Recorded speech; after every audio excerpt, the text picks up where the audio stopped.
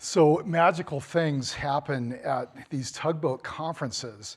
I turned in my 3 slides a couple of weeks ago, and I got a note from Chauncey Gardner asking me, hey, did you know you're on right after Kevin Cahill? He's head of the Deming Institute, Dr. Deming's grandson. I had no idea. I hadn't met Kevin yet. This was totally unplanned. Tugboat didn't plan this. And here we are, so just extraordinary. The backstory here is this is Dr. Deming having a conversation with me in September of 1992. This was at the U.S. Naval Academy in Annapolis.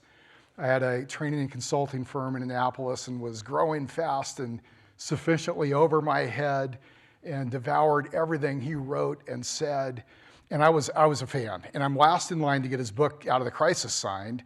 And there was nobody behind me. So we had something of an extended conversation with his encouragement.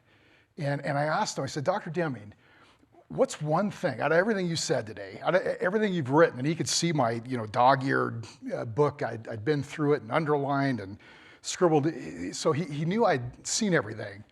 What's one thing? He said in his booming low voice, drive out the fear, Brad, drive out the fear. And I nodded in agreement, and I didn't get it. In fact, I'm standing there thinking, fear of what? I'm in my 20s. I just didn't get it. After 3 decades, I think I'm finally getting there, finally beginning to understand. I've sat next to thousands of employees over the years, some of my own, many others in consulting assignments, and they'll be showing me their work. And it could be any role, but let's say it's a customer-facing role. And we're going through things, and they'll say, Brad, if we could take the data from this screen and populate these fields, oh my goodness, that'd be so much easier.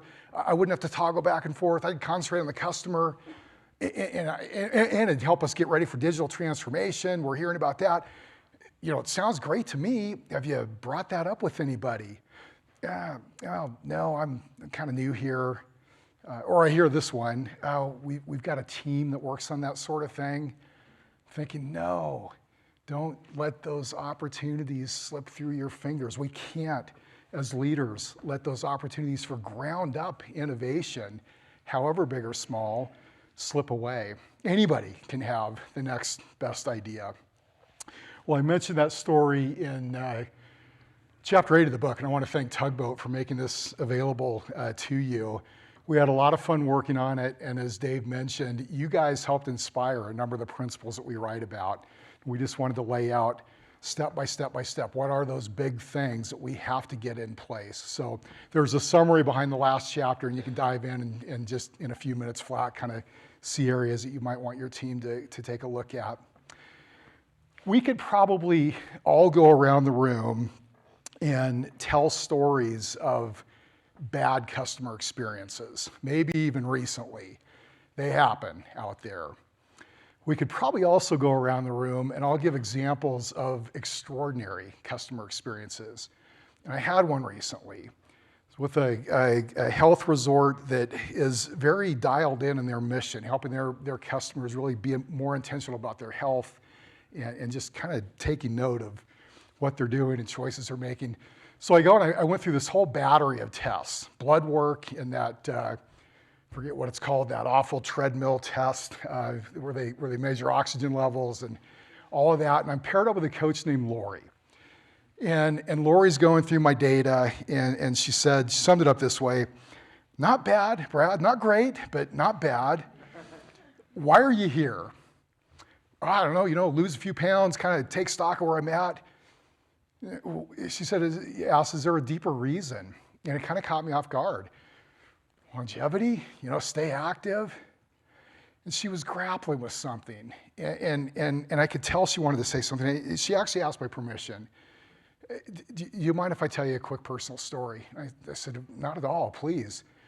She said, I'm looking at your chart, and my dad was almost exactly your age. And I was your daughter Gracie's age when we lost my dad. She said, Brad, every little girl wants her dad to be there to walk her down the aisle someday. And I felt about this high for being so cavalier about the whole thing. And all I could say is, Lori, thank you. I'm sorry, and thank you for sharing that. Thank you for being bold. When our organizations and our processes and our systems and our values and everything are aligned around customer experience, it's very powerful, and you free your people to be the best they can be. No fear. And that is a distinct competitive advantage in today's environment. Thank you very much.